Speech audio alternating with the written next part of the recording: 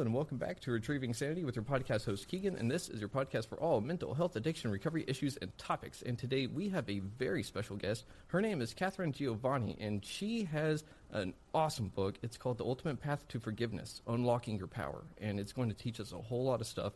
But, Katharine, I digress. How are you doing today? I'm fine. Thank you for having me. I appreciate it. Of course. It's an honor to have you on, and I am super excited to see and hear what all you've got to teach us about forgiveness, because, I mean, isn't it simple enough to just say, I forgive you? Sort of. Sort of. See, here's the thing about forgiveness.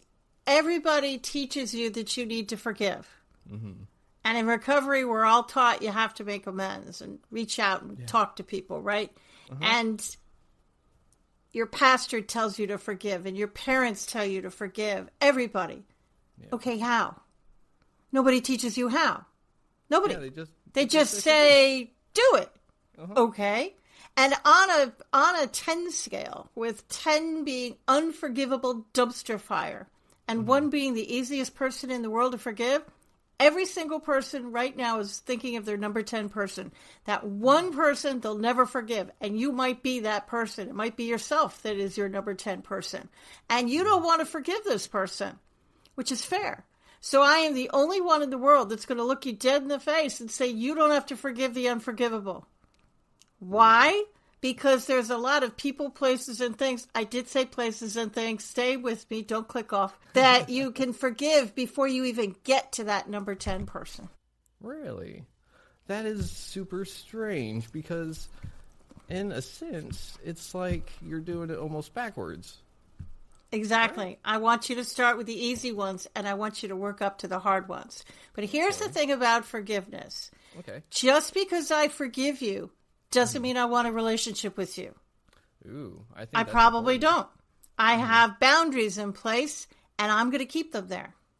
I'm forgiving for me. Forgiveness is selfish. And here's the one that trips up 10 out of 10 people. Just because I forgive you doesn't mean I'm giving you a pass. It doesn't mean that you were right and I was wrong, and all of a sudden I'm giving in and coming over to the dark side, as it were.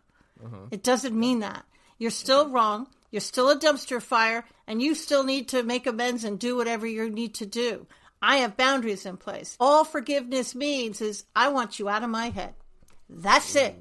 I want you out of my head. I want to stop thinking about you. I want to stop obsessing about you. I want to get on with my life. And unlike recovery, which I do have I've been sober 35 years, but unlike recovery, you don't have to reach out and call people. Interesting. You do it in the privacy of your own home. So, that being said, you can forgive dead people. Because where they are or are not doesn't matter a lick. Because if they're alive and well in your head, you can forgive them. Huh. That is so cool. And I love how you just summarized what forgiveness really is. It's just getting them out of your head. That's it. That's all it is. It's very selfish. You do it for you. You don't do it for them. They're living their life. They're not thinking about you. They're, happy. They're doing whatever they're doing. You're the one miserable. You're the one sitting in your apartment eating a pint of Ben & Jerry's ice cream that strangely says serving size 6 on it, which is ridiculous. It should say 1. But you're the one, doing it to yourself. Buddha used to say that hatred and anger is like drinking poison and hoping the other person dies. Yeah. Yeah. That does not work well as someone in recovery myself, and you as well. We both know how resentments work, and sure we do. And forgiveness is essentially the opposite of a resentment. Would you say? It is. Forgiveness is joy. Forgiveness is freedom. Forgiveness is I want you out of my head. I'm originally from New York City, and I live in the South now. But I can promise you with every fiber of my being that we don't forget anything. So the idea of forgive and forget doesn't work with us. It's in our DNA. We're not forgetting anything. But what I can promise you is neutrality. It's going to remove the emotional charge. So you're not going to think good. You're not going to think bad. It's literally going to neutralize everything so you can breathe again. So here's why you probably want to forgive. And if you're listening to the broadcast, don't worry about it. I'll walk you through it. I'm holding a purple coffee cup to the right side of my body. This coffee cup represents anger. It represents bitterness, resentment, that kind of thing, grudges. Okay. And look at my body language. I can manage my anger really easily. It's real easy. It's not heavy. I can do this. I don't need to forgive anybody. But humans irritate other humans, and family will really mess you up. And if you don't take things out of the cup, you're going to keep pouring more resentment and more anger into the cup. Eventually, it's going to get heavy. So now I'm using two hands to hold up the cup. All right, my life has kind of stopped. Look at my body language. I can still have a conversation with you, but the anger is starting to get painful, and it's starting to filter into my conversations. And if I continue to hold on to the anger, now I'm holding it in front of my face. My life has stopped. I'm missing money-making opportunities because I'm not paying attention to them. I'm missing my dream relationship because I'm not paying attention to them. I'm completely focused on my anger. It's all I can think about. It's all I can talk about. I'm also starting to get sick and tired. I'm losing friends. Who wants to be with me? I'm negative all the time. And it's all I can think about. It's become a badge of honor. So my system and we'll go over the exact steps, but my system, by starting with the easy ones, is going to allow you to move the cup back over to the side. Now look at my body language. I haven't forgiven those number 10 unforgivable people yet, but my life has opened up, hasn't it? I'm starting to see opportunities again. And if you continue to work the system, eventually you'll be able to put the cup down. Now look at my body language. I'm free. I like that. That's a great analogy, and it's really fascinating how you just made a cup something that could be the object of resentments. Sure. That is exactly how resentments go. You just pile them on and then maybe bottle them up, and then I used to kind of toss them to the side and hope they don't explode whenever they landed, you know. Well, you toss them to the side and they end up in a back closet of your mind. And then your mind protects you like an overprotective best friend. And it closes that closet, that door, and it puts a padlock on it. Yep. And then so, in that closet is a movie that's playing. You don't even know it's there. You turn it off if you knew it was there, but you don't know it was there. And these things might have been from your childhood. And it's not going to turn off until you forgive them. So how do we forgive the things we don't know that we can forgive? Aha! So what I want everybody to do is I want you to be alone in a room. Okay. And here's something really hard for people. I need your cell phone off. There's an off button. All right, hang on. And if you can't turn it off and you're visibly twitching at just the thought, I want you to just put it on mute. Don't have it vibrate, because if it dances in your desk, you're going to look at it. I also want you alone. So all humans, little ones, big ones, I want them out of the room. I want you alone. The dog can be in there as long as he's quiet. And I want you to get a pad of paper and a pen. Not that I'm old and old-fashioned, but there was a study done years ago at Harvard University with a group of kids. And they followed these kids through the years. Half the class was told to write to say their goals out loud to the room. The other half was told to write them down on a piece of paper. The group that wrote them down on the paper were twice as successful as the group who did not. And they followed them over the years. So magic happens when it goes from your head down your arm and you actually write it down. You're going to do this exercise in detail later, but I want everybody to write down a list of all the people they think they have to forgive. And your unforgivables are going to be the very first ones. And that's fair. They're the ones that hurt you the most. They're the ones. My father was the first one on the list. My dad, my mom, I had a couple of others, an old business partner. And they were like, oh, yeah, boom, boom, boom. Some people put themselves. And we'll talk about how to forgive yourself. So that's even more fun. But I want you to write a list, and I don't want you to judge it. And I want you to think about who you grew up with. And the kids you were in the sandbox with, and who you went to high school with. And I want you to write down names. Write them down. If you write down the name Bob and you don't remember a Bob, I don't care. Write them down. Be very easy to forgive that guy because you don't remember him, but it's on your list. No judgment. Then once you have your list together, I want you to rate these people from 1 to 10. 10 being unforgivable, 1 being super easy.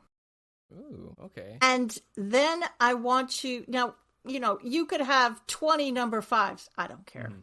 You could skip a number. I also really don't care. But what I do care about is when you start the mantra, I want you to pick the easy ones, the people you've rated a 1, and work your way up the list.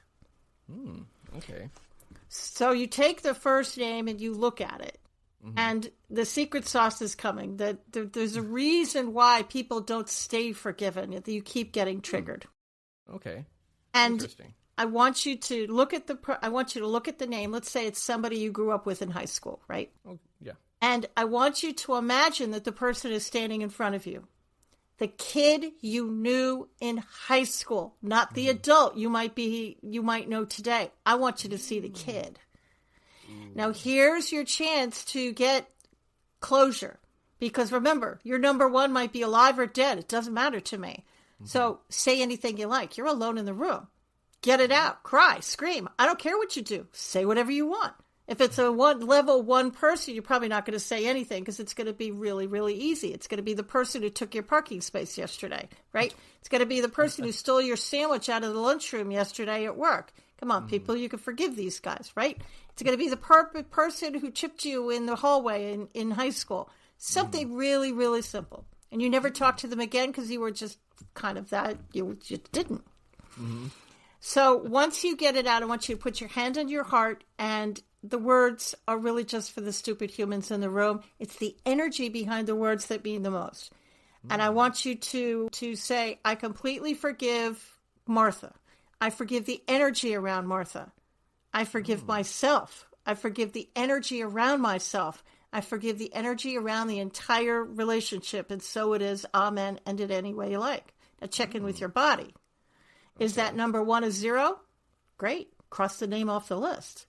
Okay. Was it a number 3 person and you're still a little mad? All right. Put a 2 on front of it. Wait 24 hours. Do it again. And this happened to a friend of mine in a private session, and I was watching her. And we made the first pass. It was a level 4 person. And all of a sudden, you could see it in her face. She got really mad, and it shot up to a 10. Why? Yeah. Was there Why? something buried? Remember that closet I was talking about? Well, the magic words, she just said the magic words. And her brain said, ooh, Catherine is ready. I'm going to open up this closet and flood her with memories she didn't know was there. Oh, no. Forgiveness is like an onion, and she'd forgiven the first layer. So she crossed out the number 4. She put a 10 there, waited 24 hours, and began that journey. She didn't know she was that mad. Interesting. Now, that's the magic sauce is energy. That's why people don't stay forgiven. People come up to me all the time, and they say, Catherine, I did do the work. Yeah, you did. And a lot of people have gone through AA, and we've done the big book, and we've done the steps. I've done the work. I have forgiven these people. Then why are you still getting triggered? Yeah. Why do you go to Thanksgiving with your family, and it takes you a week to psych yourself up to go because you know you're going to be sitting next to Aunt Martha, and you know what she's going to say. She's kind of a bitch, and she drinks.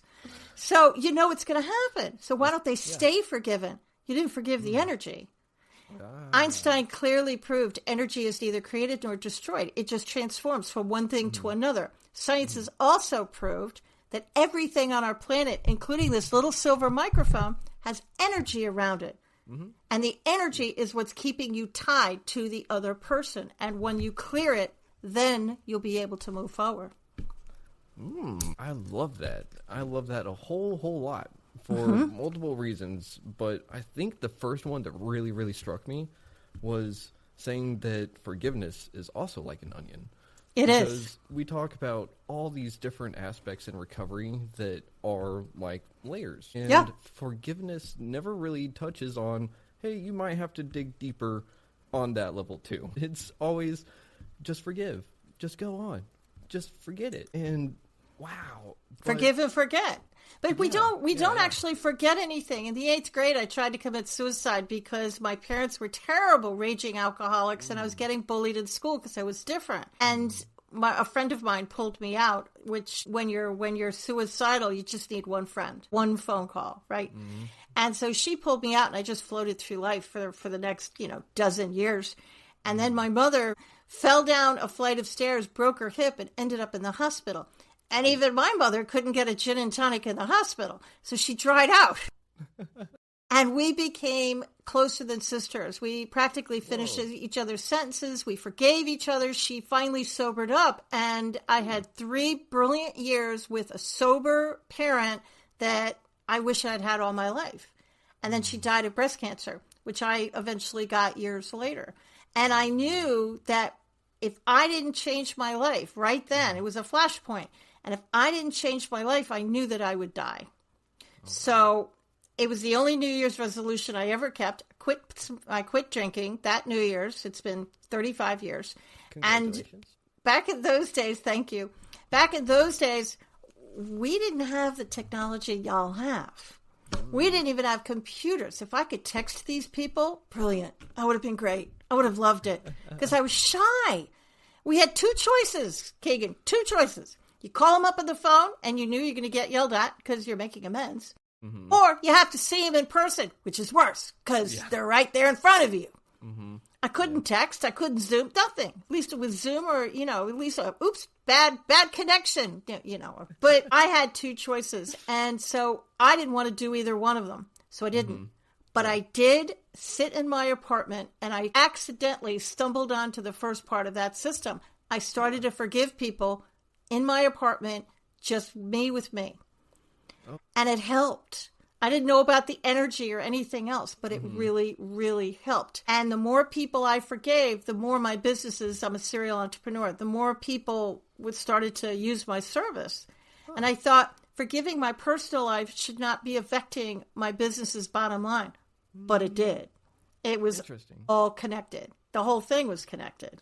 That's interesting. To see a direct correlation between forgiveness and your business increasing as well, that does speak volumes on the energetic level of how all of us are interconnected. Completely connected. And then there's the other part where I hate people just throwing these things at me and not telling me why and how. People will look at you and say, anger is toxic.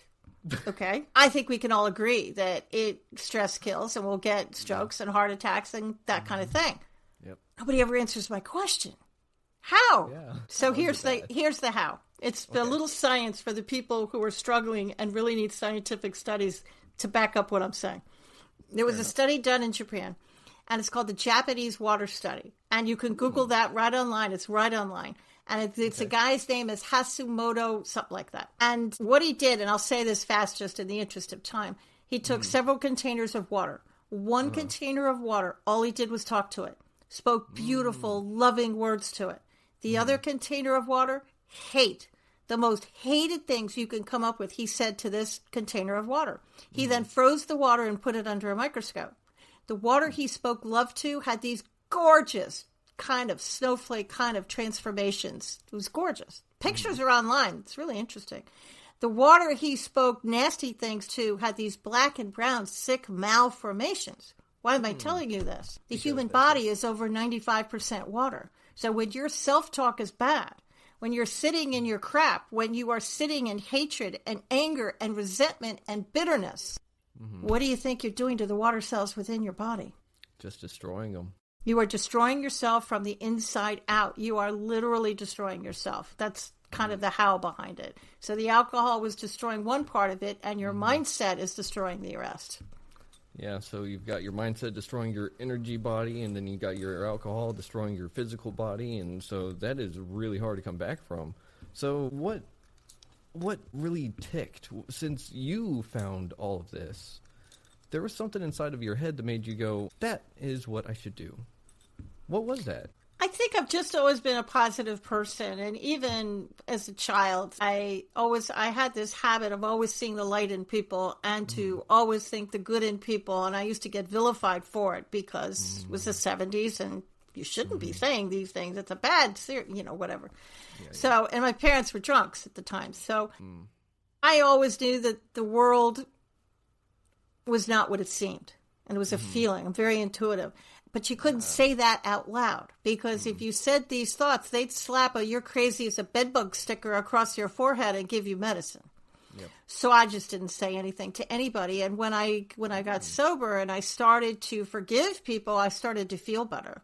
My body started to feel better. I wasn't as sick and tired anymore. People started to notice, so I just kept doing it. And then I went into the concierge industry. I'm a concierge and customer service trainer. I retired from that in 2020. And I had to come up with a method to allow people who couldn't leave their station to forgive customers on the spot. So I started to teach forgiveness in business workshops, which people didn't do back in the turn of the century. God, it makes me sound so old when I say that. Turn of the century. I know, I have to stop. It's awful. But in the 90s and the 80s and 90s, no, you didn't bring soft topics to business. I'm crazy. I did. And that's kind of how it all started. But when you're talking about the unforgivable, this is where it gets fun. Okay. So we'll use one of my own examples. Let's use the bully in school, right? Yeah, so I was so angry, I didn't want to forgive the bully. That's fair. And I didn't even want to forgive the energy around the bully. I just didn't want to. So I pulled apart the memory. Everything on our planet has energy around it. So you take this as a visual. You're driving to work. You get to a red light. And usually you take a left. For some strange reason, you turned right that day. You still got to work, just took a little bit different turn. Beautiful 70-degree day. Had a beautiful cup of coffee. Everything was good. Your favorite song was on the radio. And you drove by your old high school. Didn't even give it a second thought. But by the time you got to work and you had a PowerPoint, everything was ready, clients, the PowerPoint failed. You started cutting off everybody's head. You were grumpy and everybody kept saying, "What's wrong? Did you have a bad day?" And you said, "I don't know what's wrong with me. I should be on top of my game. I know what's wrong." You drove by your high school and it was a trigger. And your brain saw it. And that closet opened. And it flooded you with memories. So how do you avoid the triggers? Well, I pulled apart the memory. I forgave the school building I went to school with. I said I completely forgive the building, the energy around the building. I forgave my desk, the chair. I forgave the classroom. I forgave the playground. I forgave the grass. I forgave the pavement. I'm not kidding. I forgave the people that stood around and didn't help me. I forgave New York City. I forgave 1974. That's the year I tried to commit suicide. And the energy around 1974. And I still haven't forgiven the bully. I picked apart the memory and I cleared the energy as best as I could. So that by the time I had done all that work, that number 10 person was down to a 9. And I don't know if by that point I still wasn't ready to forgive the person, but at least I could forgive the energy around the person and I could begin the journey. And if you're still really, really mad, keep going. It could be there are some unforgivable things in this world. There are. Yeah. And it could be that you will never be able to forgive that person. It could be a murder, could be a rape, it could be some horrible trauma. That's fine. Pull apart the memory. Forgive everything else. Forgive the bed, the table, the chair, the park, the city. Forgive everything else. Forgive yourself. Hello. And then keep going. If you can circle back later and do the work and forgive the person, God bless you. Most people can't when it's that big of a trauma. But if you never circle back, that's totally fine because you've pulled apart the memory and you've kind of released yourself from it. Wow. That is, first of all, I've got to say, thank you for just giving us a powerful personal example because those can be really difficult to trudge up even the 5th time or however many times. But you're an expert at forgiveness. And this is super cool because you now have given us this starting point on forgiving the unforgivable. But what do you do whenever you want to go further? And real quick, I also want to do one thing. I love how you're making room for people to do that because you nailed it. A lot of people won't be able to forgive people, but they can forgive the things around it. Exactly. You can't forgive, cool. Let me use a really horrible example. You can't forgive the rapist, but you could forgive the park. You could forgive yourself for getting in the car, going into the park, saying, accepting that dinner. You know, you can forgive the bar. You can forgive the glass that got roofied. There's all sorts of things in the memory that you can forgive. Little things, the table, the bar. the city. You can pick it apart. The cigarette butt. There's always something you can forgive. The date on the calendar, the city you were in, the building. There's always something you can forgive. And if that's all you can forgive, that's great. Because then at least you have, let's say they brought it from a 10 down to a 8 or a 7. That's fine. That's still like 30-40% of your head that you have back. Exactly right. And don't forget, you're also forgiving the other parts of your life that you can forget. The people that you labeled from 1 to 8. You're forgiving all of that. So you're going to start to feel better. Eventually, will you be able to forgive that horrible thing? There's some unicorn people on the planet, that these hippy-dippy people that just somehow are able to forgive these things. I'm probably not your girl, but they do exist. And I feel you forgive what you can and you keep going. Now, what if you are the one that you need to forgive? Yeah, that I was about to say. What if? I wrote me first, and as soon as you said that, I was like, oh, man. I was like, crap. I want you to do the first exercise first. I want everybody to do that first one and write down the people that you think you need to forgive and go through the list. Right? Never doing more than 10 a night. I want you to do it before bed because your body heals itself when it's sleeping, because you're probably going to be really tired after you do this exercise. Do it after dinner, right before bed. And never do more than 10 a night. And if you're doing like an 8, 9, or 10 person, do 1 a night, because those water cells need to, your body's going to try and toss all that energy and all that sludge you've been holding onto for so many years. And so your body will heal itself. But if you do more than 10, do as I say, not as I did. I am an overachiever. Shocker, I know. And I do my own exercises, and I must have had 50 people down on the list, and I thought, this is going to be great. I'm going to rip the Band-Aid off. I'm going to do it all at once, and I'm going to do it all at the same time, and I'm going to wake up tomorrow a new person. Okay. No. Yeah, the universe has a terrible sense of humor, and I did forgive many people on the list. But I also spent the next 3 days in bed with what everybody thought was a stomach flu. It was not the stomach flu. It was my body. Remember the water cells? It was my body relieving me of all of those years of anger. Yeah. So only do 10 at a time, and your body will probably be able to mitigate it. If you're in the bathroom, like yours truly, you didn't eat a piece of bad fish, this too shall pass, you'll be fine. But if you are your own number 10, right? Yeah. I want you to do a second list. And this is the people you want to forgive you. So you're saying if I've done transgressions against someone else, right, I want them to forgive that transgression, even if I haven't verbally communicated it with them. Correct. You don't have to reach out and talk to anybody. This is all stuff you're doing in the privacy of your own home. Nobody has to know you're doing it. You do not have to reach out to these people. But it's the thing, and this list is a little different because you're probably going to put names down of people you would really wish would forgive you. You're going to probably want to put situations and events, things you said that you shouldn't have said, things that you did that you shouldn't have done that led to somebody else getting hurt, whatever it is. So you may not always put a name down. You might put track meet, you might just, and that's all you need to do. You're going to have the memory. Write down anything you need. And, of course, the ugly ones will be first because that's how our brains work. But just keep going. And then, as before, I want you to rate them from 1 to 10. 10 being ugly, 1 being easy.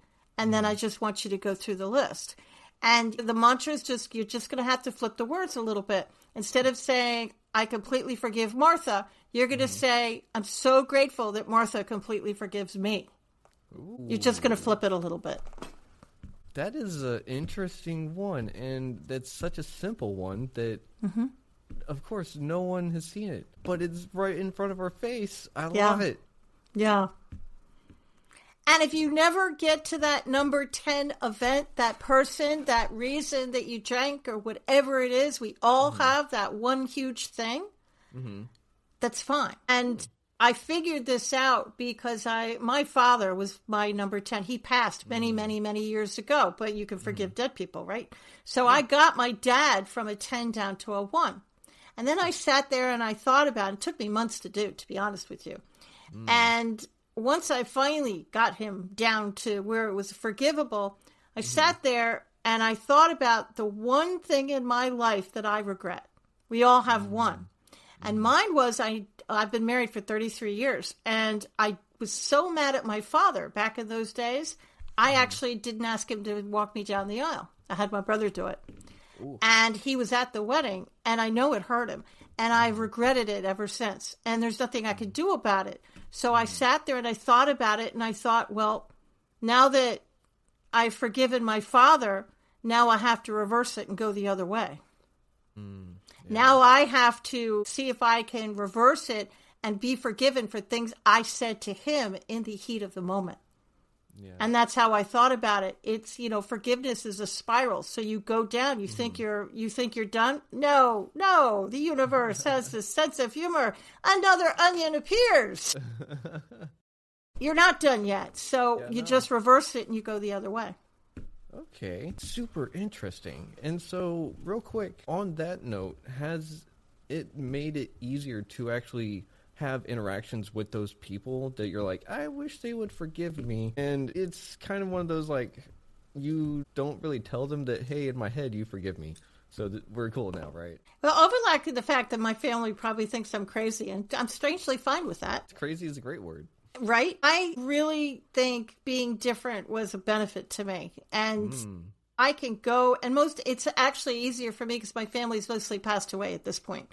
But I can go back into rooms of people I've forgiven, and it doesn't bother me. I can talk about the weather. I'm the queen of small talk. I'll talk your head off. And if you're a narcissist, I can teach you how to talk to a narcissist in 10 seconds or less. You just keep the conversation on them. There you go, class over. And if they ask you something about your life, answer in a sentence and flick it right back to them. And they're going to think you're the best conversationalist ever. Well, okay.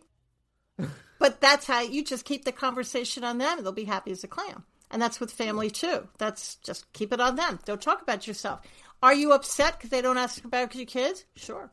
Are they upset because they've never read your books or asked you about anything? Yeah. But after you do this forgiveness work, it doesn't matter. I can look back at my dysfunctional childhood, and back in the day, it was all I could talk about. It was my story, and I wore it like a badge of honor. Look what I survived. Look what I got through. And without my story, who was I? It's very scary. Who are you without your story? But now, I can look back at my childhood and I can see the adults that were trying to help that kid.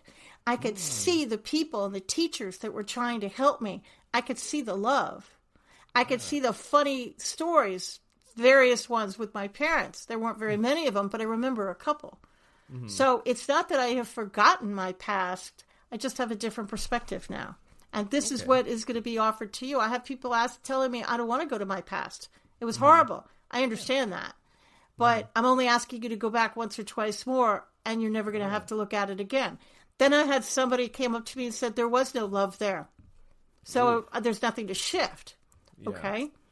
That's horrible. But there's always something. There's a spark. There was a teacher that really helped you. There was a kid who helped you when you were crying in the hallway and helped you up. There's always something. There was an animal, maybe your dog, where you could hug your dog once in a while. There's always love that you can point to, even if it's only one or two things. Those are the things you'll remember. And if you don't remember any of those things, that's all good. The memory will be gone. You don't have to go back there. Huh. So you're saying even if I forget the thing that I loved, the memory's gone and we're good? No, if there was no love, I have a lot of people coming up to me and said my childhood was so horrific. There was nothing. There was no love. There was nothing. Gotcha. And there's always something, but even if there really was nothing, well, you've neutralized the memory. It's gone. It doesn't haunt you. Okay, I see what you're saying. Yeah. So that's it. Okay, so essentially without the negative, it's a positive. So there we go. It's gone. Yeah. So whenever you actually sit there and you have this onion popping up all over the place. Did you find yourself having a field of onions all of a sudden? Like, oh, hey, I got an onion over here, an onion over here. Or was it more like you were really methodical and only focused on one?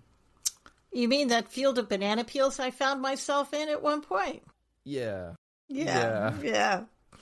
You get up and you slip on another one of the damn things. Back down you go. Yeah, I've been there. Been there. And you deal with it one at a time. And I do this practice every night. And I still do it to this day because there's always something you can forgive. You can forgive anything. You can forgive politicians, dare I say. I'm not going there. You can forgive the war in the Middle East. What's it going to do for the war in the Middle East? Absolutely nothing. But it's going to do wonders for your head. Anything on CNN you could forgive. Anything in your life you could forgive. There's always something to forgive, and that's going to make you feel better. Here's what's going to happen. Like energy attracts like energy. So as you start to feel better, people are going to notice. They're going to say, did you lose some weight? Something about you. You're just different. You look so good today. And you could tell them or not. And so you're going to be attracting into your life people that think like you, healthier people that want to see you move forward. But on the other side of the coin, you're also going to have some jackrabbits.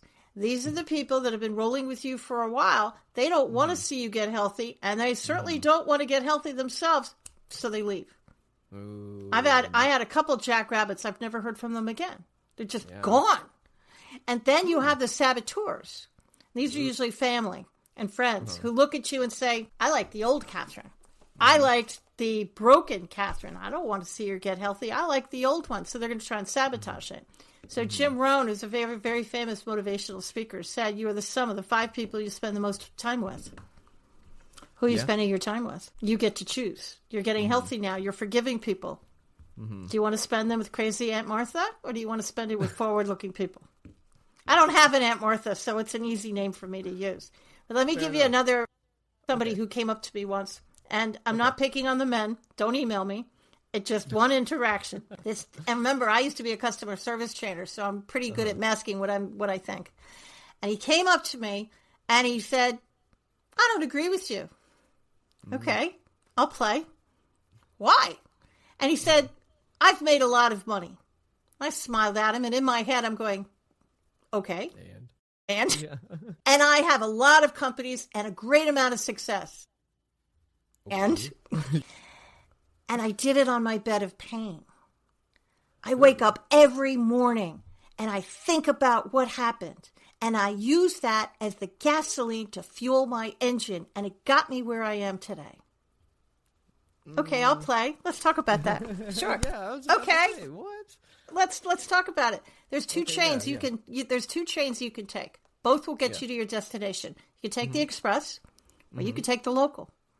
And the local stops at every single stop. It's like going into a hotel. This has all happened to every one of us. And you're going up to the 72nd floor, and some punk kid just exited the elevator and pressed every single button between 2 and 74. And by the time you're stopping at every single floor, and even Job himself would be a crazy nut job by the time he get to the 72nd floor. The local train is the exact same thing. You're stopping at every single stop. You're going to be a bloody mess by the time you get to your destination. You'll get there, but it's not going to be pretty. It's going to be painful. Wouldn't you like to get off that little train of pain and hop on the express?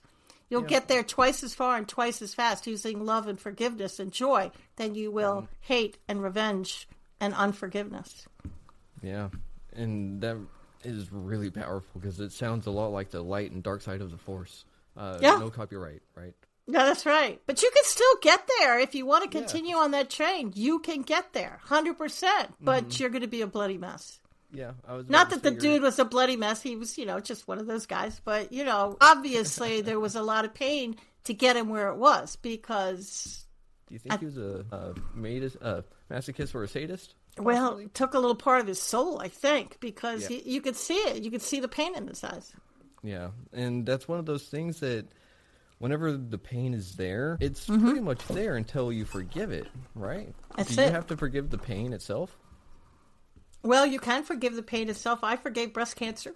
I forgave the chemo chair. I forgave the chemo infusion. I forgave the 10 operations. I forgave the radiation. I forgave the hospitals, the buildings, the bed. I forgave all of it. And now I have absolutely no animosity about breast cancer at all. I'm completely free of it. Sweet. And I've been clean for 12 years, so there's that as well. That is super awesome. I'm so happy for you and all of that. Whenever you found yourself with you, how did you convince yourself that everything is okay to be forgiven? Honestly, it's because I woke up the following morning and I realized I was being given another day to get it right. Ooh, I love that. It was a brand new day and a clean slate. And the past couldn't hurt me as much as I was making it hurt me and reliving it and causing all these self-inflicted wounds by rethinking all of this stuff. But at the end of the day, it's all about your perspective. And every morning I'd wake up and say, okay, ouch, that kind of hurt. And I'd try it again. So it was kind of like the opposite of what that same guy did. He said, ow, this hurts. I'm going to see how much further I can go while I hurt. And you said, ow, this hurts. How do I make it stop? Exactly. I try to not make the same mistake twice. It's kind of a thing about it. But even I mean, you know, I can't be Susie Sunshine from Sunnybrook Farms 24 hours a day, 7 days a week. Yeah. It's not sustainable. But being positive is like taking a shower. I kind of suggest you do it every day. And sometimes being positive is a daily practice, and sometimes it's a minute by minute, second by second choice. Oh, yeah, that's for sure. And how do you dive into that whenever it's a second by second choice? Because those are the moments where it's like do or die, right? I have a team of people and my 2 sons and my husband, and I kind of have a team. They kind of circle the wagons around me, so to speak, and some friends. So when I kind of get all inside of my stuff, I have some girlfriends in my family that'll circle the wagons. When I was alone back in the day, it's just something, I'm very intuitive. So it was just a thought that would come to my head, or I'd see a movie that would cause me to just shift my perspective. It was a matter of shifting my perspective. And at the end of the day, I got sick and tired of being sick and tired. That's really what it amounted to. I was just sick and tired of feeling like that. And I thought, I'm meant for bigger things. You know, I'm not meant to live in a refrigerator box on the street. I'm not meant for that. None of us are. It's not our birthright. And that's usually what kept me going, because I'd wake up the next morning and go, okay, try again. Yeah, that's awesome. And I'm so glad that you are just right there on the perspective shift, because it is all about perspective shifts. Yeah. But you were also saying that you were sick and tired of being sick and tired. I was. And you don't like making the same mistake again. So you must have tried a whole bunch of things before you got to forgiveness. You have no idea. I tried all sorts of things. I tried modalities. I read all sorts of books because I'm a voracious reader. And I thought, well, I tried various religions. I mean, I was just throwing things out at a dartboard, seeing which one would stick. And I finally figured out that all the answers, and this sounds trite, and I used to hate it when people would say it to me, all the answers can be found inside of you. Okay, how? I haven't found them yet. But I did find them, and it was right. All the answers are actually inside of you. It's a perspective shift. It's a matter of looking at life differently. So if you want to change your life right now, right this second, you can do 2 things. What's that? Turn off the news and stay off the bathroom scale. There you go. I love that. That is great. I haven't heard someone say that before. I'm sorry, that second one just got me. Stay off the bathroom scale. Hey, it's a matter of perspective. You know, if what's going on in the world is driving you crazy, well, take 24 hours and don't watch the news. Serious. Yeah. Turn it off for 24 hours. Go outside. I'm not telling you to meditate because a lot of people can't. Just go outside and just watch the joyful people. Watch the kids at a playground. Go to the supermarket. Purposely pick out the happy people. Notice them. Ooh. Pay attention to them. Happiness is contagious. Pick out a rom-com or a happy, something that makes you happy, a movie. Pick out some music that is just like an earworm, man, and it's just your favorite song ever. and just play it on a loop. Play it 25 times if you want. And this is going to change your perspective. And then before you go to bed, maybe you're one of those people that says, Catherine, I have nobody to forgive. Okay. Oh, yeah. Say the following statement 3 times a night before you go to bed for the next week. I completely forgive myself for not being able to forgive and the energy around this thought. And here's what's going to happen. Maybe not the first night, maybe not the second, maybe not even the third. But at some point, that closet in your brain is going to open and things are going to come out. When the memories come out, get a pad of paper and a pen or your phone, I don't care, and write down what you're remembering. Some of you might hear things in your mind. Some people might see. Some people, you just might just sit and relive the memory for a minute. But whatever it is, write it down. See, and that is what I was just about to ask you is, how do you know whenever you've found the sweet spot? It's got to be a feeling, right? It's a feeling, you know. You just know. Yeah, it's not something that you can go like, check mark that box, that internet test said, yeah, I forgave that thing, we're good. It's a feel of like a release, right? Well, I was on the internet a few years back, and I am a serial entrepreneur, so I've had quite a few business partners, and one business partner in particular used to send me to the ceiling whenever I saw the name, and it took a couple days to get me down because I was just that mad. And I did the forgiveness work on this person, and I was on the internet one day, and I saw the name, and I didn't care. And then I was actually sitting right here, and I looked at it, I think it was on Facebook or something, and I caught myself, and I thought, I don't care. I don't care. And I was actually kind of happy. I even wished them a happy birthday because I didn't care. And that's when you're going to know you're not going to care. That's what I'm looking at. I'm looking for neutrality. I'm looking for you're not going to care. You're not going to think good. You're not going to think bad. The emotional charge will be gone. And that's how you know you've forgiven them. And so what if someone said, well, what about if this story changed just a little bit? What if that memory was a little bit different? There's still a little bit of emotional charge there. Even if it's a positive trying to change the situation, it's still sitting there if they're positive towards it or wanting something to come out of it, essentially, right? If somebody told me something about my father at a party, maybe a story I didn't know or a memory, well, he did this to you or that to you. I don't think it would matter to me at this point because I've completely forgiven him and he's completely forgiven me. Remember, he's passed. But I did the work on, I down the scale and back up again. So it doesn't matter what they're going to say to me because it's just not there.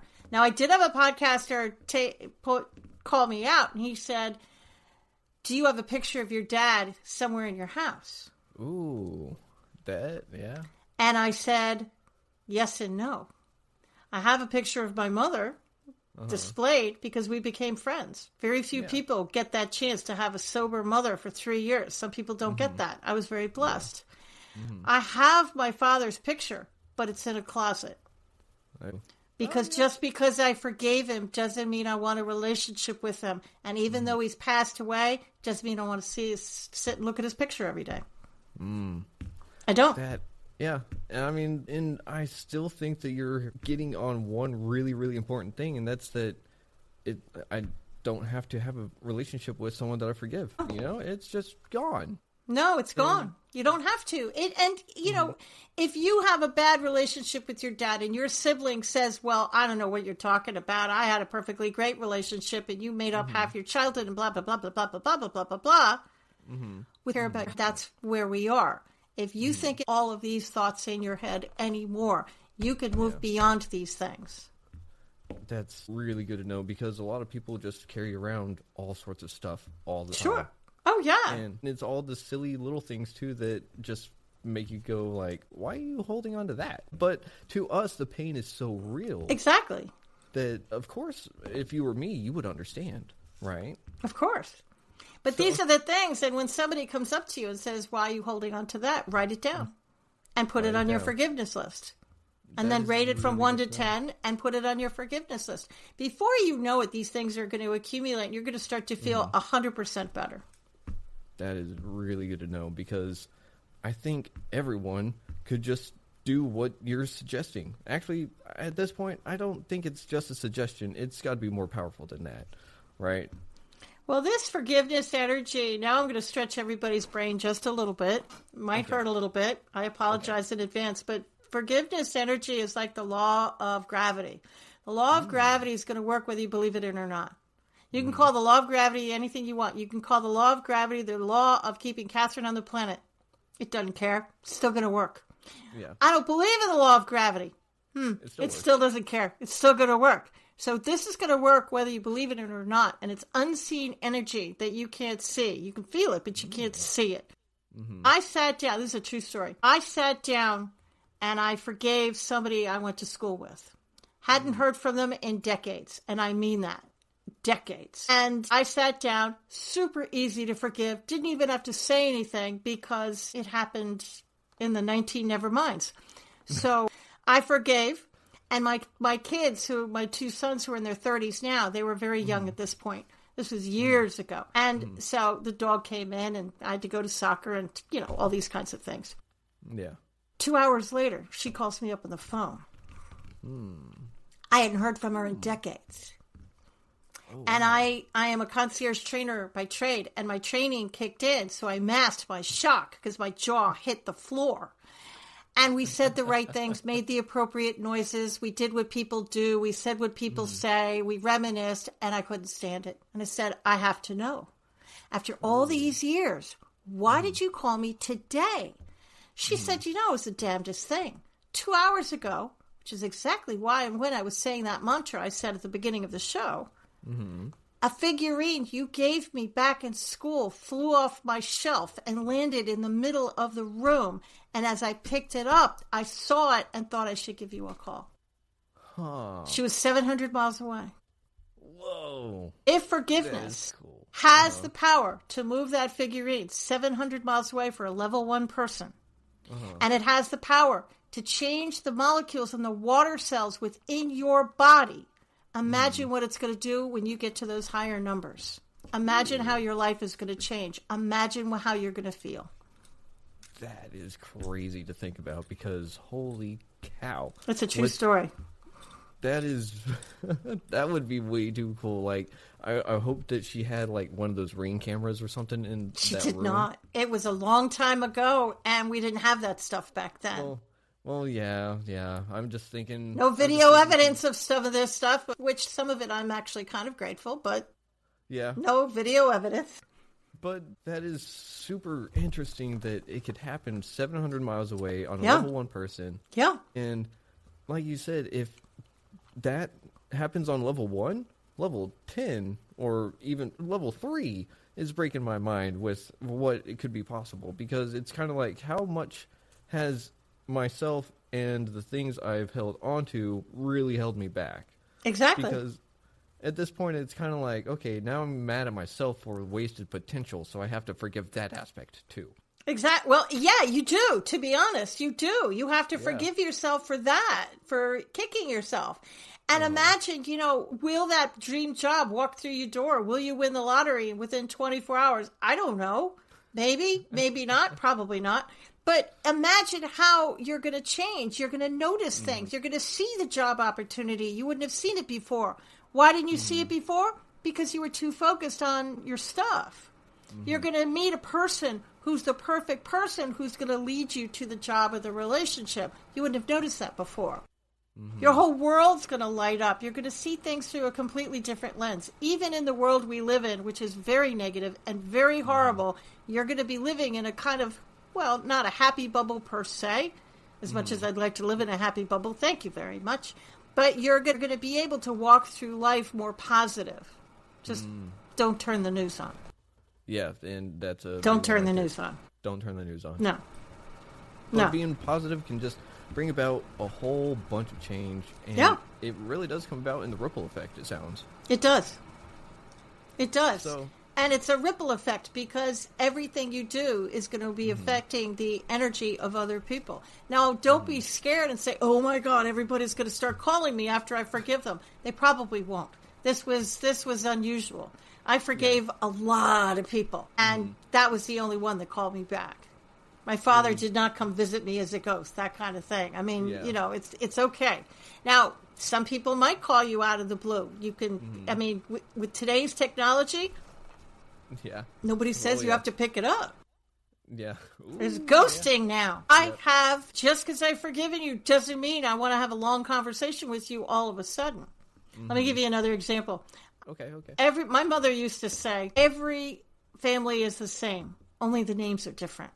So we'll use Aunt Martha, because I don't have an Aunt Martha. Very safe name to use.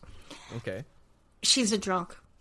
And she really, I mean, she's a bad drunk. And she doesn't shower much, so she smells. Ooh. And she has a really bad mouth on her. She cusses a lot.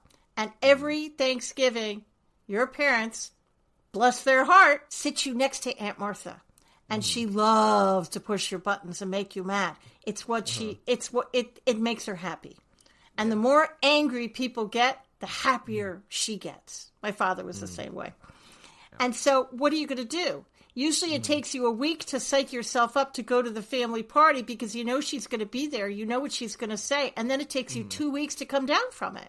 So that's like a month. What do you do? Okay, about a month or so prior to whatever you have to do, the wedding, the funeral, I don't know what it is. I want you to pick apart the memories. Take one memory and pick it apart. I want you to forgive the table you all sat at. I'm not kidding. Forgive the food on the table, the chair you sit in, the chair she sat in. We're not forgiving Aunt Martha yet. We're forgiving the memory. Forgive the room that it was in. Forgive the house that was in. Forgive the city. Forgive the car that drove you there. And then check in with your body. You still mad? Of course you're still mad. Okay, well, maybe it's down a little tick. Maybe, it's gone down from a 7 down to a 6. Still haven't forgiven Aunt Martha. Okay, pick another memory. Do it again. Can you forgive Aunt Martha? No. Forgive the energy around Aunt Martha. And do that every few days for a few weeks, using different memories. Maybe by using that, you get her down to a 5 by the time the wedding comes. What's going to happen? She's still going to be there. Yeah. She's still going to be drinking. Yeah. She's still going to be, Aunt Martha, I'm going to push your buttons. I'm going to make you mad. But here's the trick. It's not going to work this time. You're not going to care. In fact, you'll probably laugh at her. And here's the real fun part of this whole thing. There's some entertainment value here. I have a very dark sense of humor. And the angrier she gets because she's not pushing your buttons and getting the usual reaction, well, the happier I get, because this is just entertaining now, because she's going to get all bent out of shape, because it's not going to affect you. You're not going to care. She's still level 5. You probably still have work to do, but you really won't care. You just won't. And everybody's going to say, what's wrong with you? It's like, what's wrong with her? It's not me. You're going to have a different perspective. Yep, I was about to say your perspective shift is just happening right there. Yep. And I love it. You won't care. Will it change Aunt Martha? No. Will you be able to get her to a rehab? Probably not. They have to want it, right? You can lead a horse to water. You can't make it drink, but you could try, Yep. I had somebody who said their mother needed my book, and I said, what are you going to do? She said, I'm going to buy your book and leave it on her coffee table. And I followed back with her, and I said, what happened? She said, nothing. I said, what about the book? Still there, but at least it makes me happy when I go over, and it reminds me to be nice to her. I thought it was really funny. That is great. I love that. We are right near the end of this episode. So real quick, do you got any shout outs that you'd like to do for yourself? Any businesses? Who else are you grateful for in your forgiveness journey? I'm grateful for a lot of people. I have a great, inner circle around me. And I'm kind of crazy. I have written a lot of books. And if you go to my website, which is KatharineGiovanni.com, and Catherine is spelled very odd, thanks to my mother, Katharine, Giovanni.com. I've got private sessions in there, all sorts of books in there that will help you out. And I'm very, very, very intuitive. So there's some very intuitive kind of things with my private sessions. Okay. So KatharineGiovanni.com. And then is there anything someone cannot reach out to you about? No. Okay. It's all good. Well, you see, I've always thought that if something I've gone through helps even one person, then it's worth it. So I wrote a book called Rainbows and Banana Peels about my breast cancer journey. I wrote a book called The Little Bird in Your Shoulder, which teaches you how to tap into your intuition and have a conversation with it. And I've This book is the first of 3 on forgiveness. So, and there's some business books in there as well. So, okay, it's all good. Sweet. Well, you are a woman of many talents, and it is super awesome that we have been able to pick your brain and have you tell us all about your forgiveness power, because that's really what it is. It is a superpower. I'm just saying that for... It is. It's a superpower we all have. Yes. So, superpower, it's not a rare superpower. Everyone has it. Well, everybody thinks it's a rare superpower because nobody wants to forgive, because you're all thinking of your unforgivable people. Just don't go there. Think of the easy ones. If you had one last thing to say to the audience, what would it be? You are worthy to live a life of joy and love. It's your birthright. You're not meant to live in a refrigerator box in the street. You're not meant to live in fear and lack and all of these horrible things. You're meant to live in joy, and you're meant to live in happiness. You are worthy to lead the life that you want. That's beautiful. I love that. Thank you for sharing that with the audience. Real quick, do you know a certain number that someone can call if they're having any kind of mental health crisis? Yes. It's 3 digits, and it's brand new, too. They just came out with that National Suicide Hotline about 2 years ago. Mm-hmm. I can't remember what it is. I want to say it's 988, but I don't think that's right. You're the first person to get it. Was it 988? Yep. I tried to commit suicide at one point, so when that hotline went out during National Suicide Month, I was all over it. Yeah, that's awesome. Thank you for helping spread the message, and also, I'm just really glad that you're still here. So, me too. Thank you. Yeah. Well, everyone, this has been Catherine Giovanni. And Catherine, do you think we could see you on the show maybe in the future again? It would be my pleasure anytime. Sweet. Well, unfortunately, we have reached the end of this episode, so we just got to go. But everyone out there, I thank you for listening to Retrieving Sanity on WDJY 99.1 and wherever else you may have listened to it. Don't forget to leave a comment, and let us know, what are your forgiveness tactics? Did you unwrap an onion layer by layer, or did you just try to eat the whole onion at once? So remember, keep it to 10 a night if they're less than 8, right? That's correct. All right. So everyone out there, get to work on forgiving yourself, other people, and maybe the world will be a little bit of a better place with that. So with that, thank you again for listening, and we'll catch you next week. Shalom.